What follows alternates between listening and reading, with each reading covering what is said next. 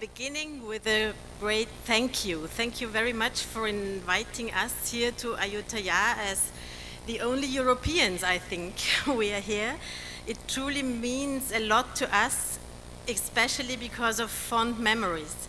Nearly 15 years ago, we were first invited to Bangkok, also by SACIT, to speak about craftsmanship at the Craft Congress and the International Innovative Craft Fair in 2011. It was our very first journey to Thailand and included an extended visit through workshops and artisan studios across the country. So obviously we were younger at that time. On the other hand, we could not only explain in a workshop Austrian craftsmanship and introduce the idea of Meisterstrasse to crafts experts here, but on the other hand, it was the moment we fell in love with Thai craftsmanship.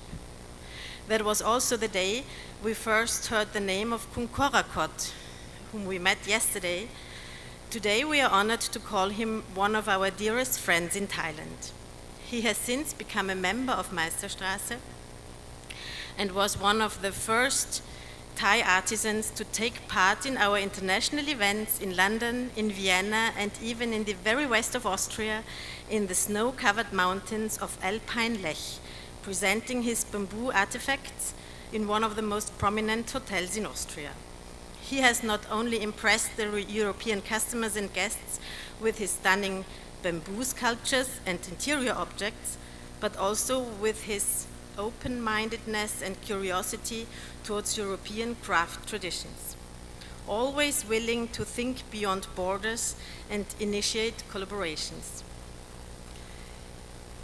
So may this event mark the beginning of an even deeper collaboration between Thai and Austrian craftsmanship and more broadly between crafts associations and makers across Asia and Europe.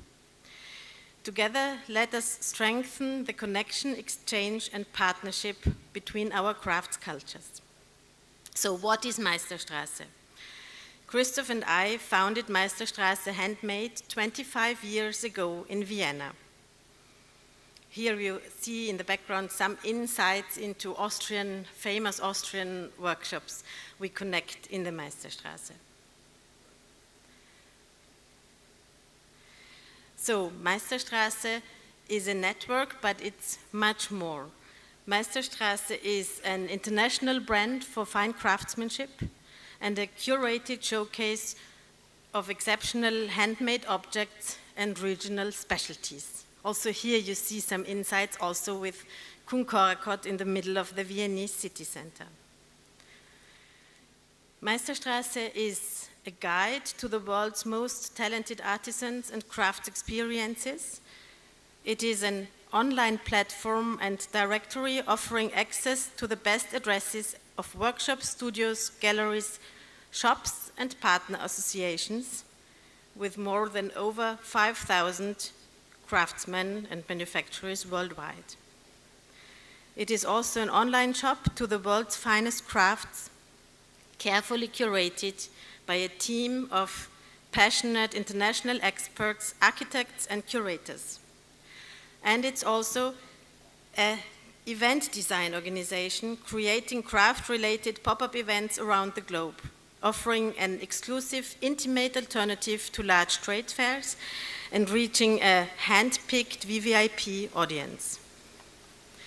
Just recently, we organized showcases at the Expo in Japan, both at the Austrian Pavilion and in the Japanese Theme Week studios, as well as at the Austrian Embassy in Tokyo, in London as part of London Craft Week, and on invitation of the Queen of Malaysia at the October Art Fair in Kuala Lumpur.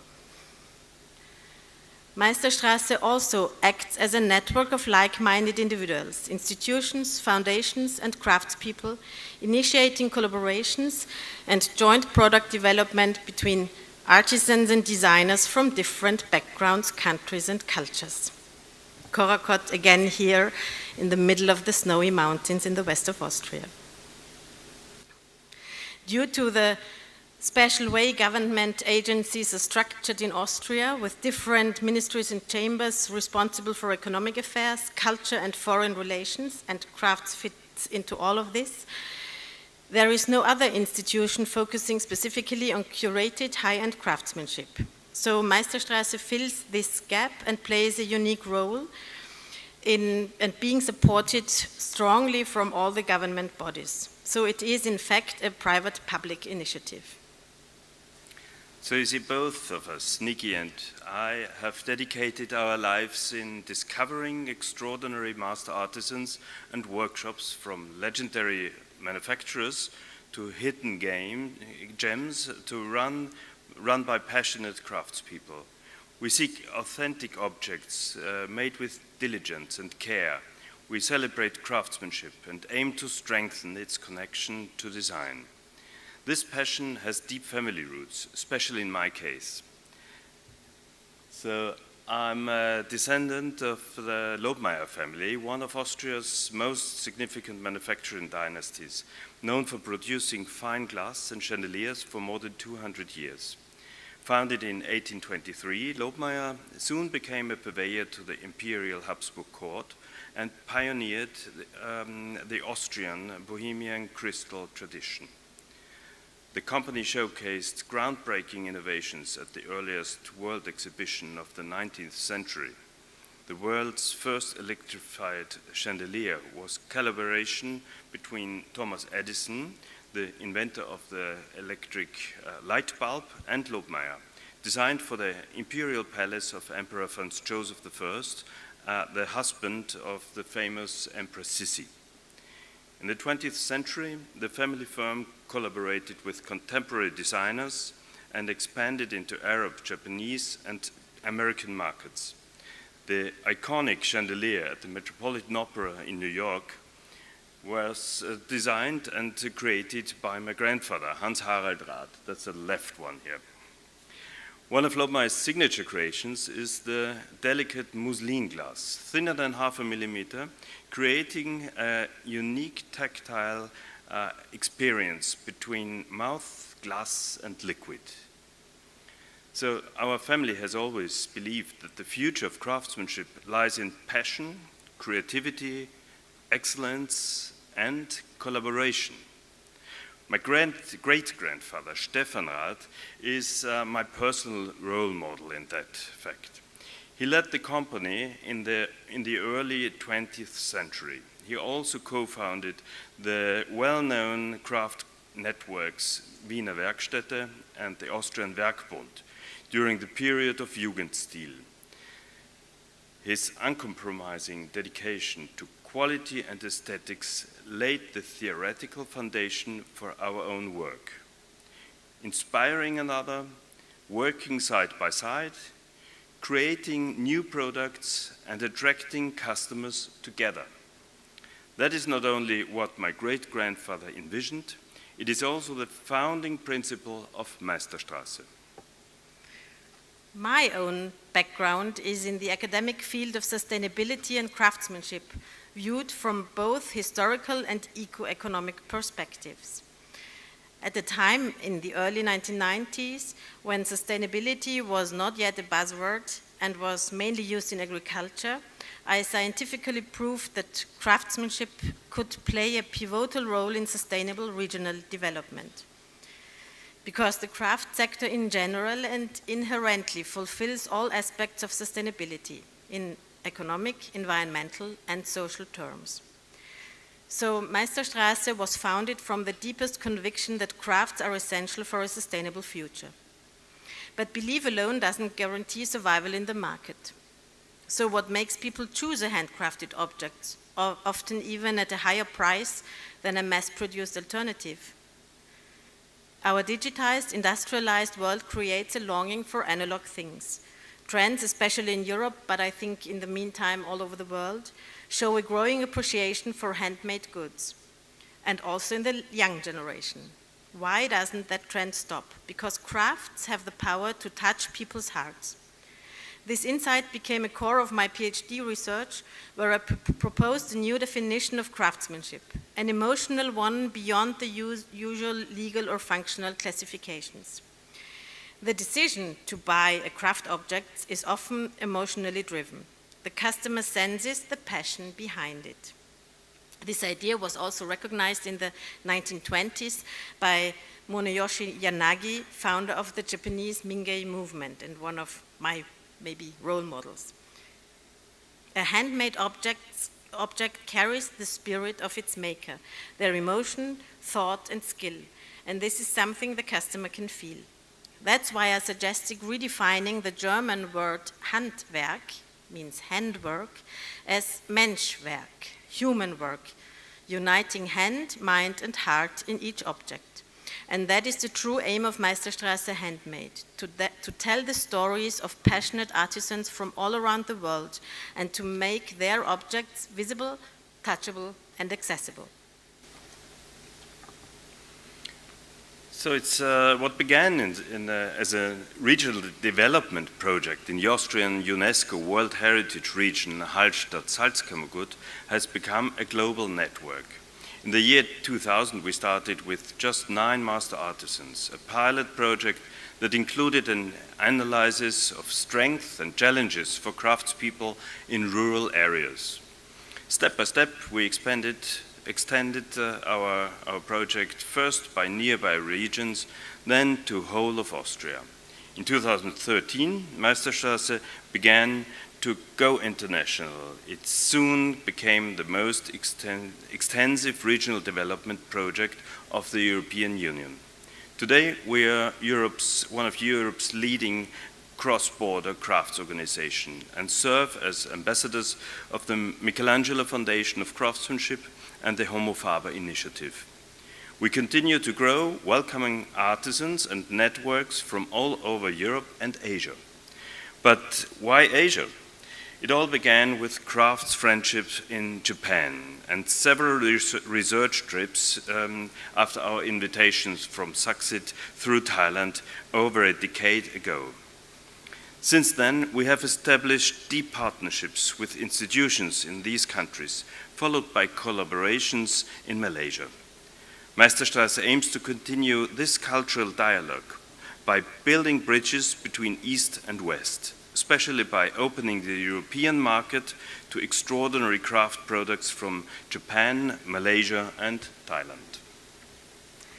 Of course, we are not the lacquerware specialists, but as soon as you come in contact with craftsmen from Asia, you recognize lacquerware as a very special type of crafts. But of course, in Europe, we know about lacquerware for quite a long time. Asia's unique and deeply rooted crafts traditions have always fascinated European audiences and influenced European craft history. The appreciation of Far Eastern craft in Europe has a long tradition, especially in our home country, the former Austro-Hungarian Habsburg Empire. From the Middle Ages onwards, fine objects traveled along the Silk Road to Europe. In the 16th century, very small amounts of Chinese and Japanese lacquerware arrived for the first time, often and mainly alongside huge porcelain deliveries, and were immediately adored by European nobility, so not at all everyday products. The natural beauty and technique of lacquer made these objects symbols of luxury, fetching astronomical prices at royal courts across Europe. To meet the demand, 17th century European artisans attempted to imitate urushi or raksap using other more endemic or easily to import resins such as amber, copal, and shellac. Shellac, derived from a scale insect, was known in ancient India as lekse, the root of the word lacquer, which is lack in German. Although these attempts never fully matched the quality of true urushi, outstanding works were still produced. Martin Schnell, for instance, is regarded as the most skilled lacquer artist in Germany's Baroque area in the late 17th and beginning of the 18th century. With the rise of synthetic materials and industrialization, lacquer art faded in Europe until it was revived by the early world expositions and the opening of Japan in 1853. A new chapter in European lacquer began with Seizo Sugawara, who arrived in Paris with a Japanese delegation to the World Expo in the year 1900. He influenced artists like Eileen Gray and Jean Dunant, and later Katsu Hamanaka and others continued this movement into the 20th century. Today, contemporary artisans preserve and innovate upon these traditions. We as Meisterstrasse first learned about lacquerware through Mr. Okasan of Nozaku Lacquerware in Kanazawa, in Japan, of course. He was the first Japanese member of Meisterstrasse. His family was crafting lacquerware since 1780, working with the finest masters from Wajima Peninsula. Okasan fell in love with the ultra-delicate Lobmeier Alpha glass. You can see it downstairs at the exhibition. We brought one, designed also from my grandfather, and proposed a collaboration, a lacquer bowl echoing the exact shape of the Alpha tumbler, turned from Selkova wood, polished and with raw lacquer, applied and rubbed 5 times. Unfortunately, we couldn't just bring the Lobmeier glass, but not the lacquer product, because it's still under presentation in Japan, in Osaka, at the Expo. In Vienna, our member Sylvia McLean is among the best-known artisans practicing urushi and kintsugi techniques. Having lived in Tokyo and being trained under Koshikatsu Nakasato, she now uses traditional methods like kanshitsu, that's dry lacquer, we heard about that, rankaku, that's the eggshell inlay method, and other kabarinuri techniques. She combines Japanese methods with European materials like textile, hen's eggs, buttermilk, mustard seeds, leaves, avocado shells, lemon shells, and draws her inspiration from nature. Some of her works were brought to Ayutthaya for this event, and they are shown the background, perfectly capturing the spirit and philosophy of Meisterstrasse, building bridges between the crafts of East and West. Thank you very much. So much. Khop kun kap.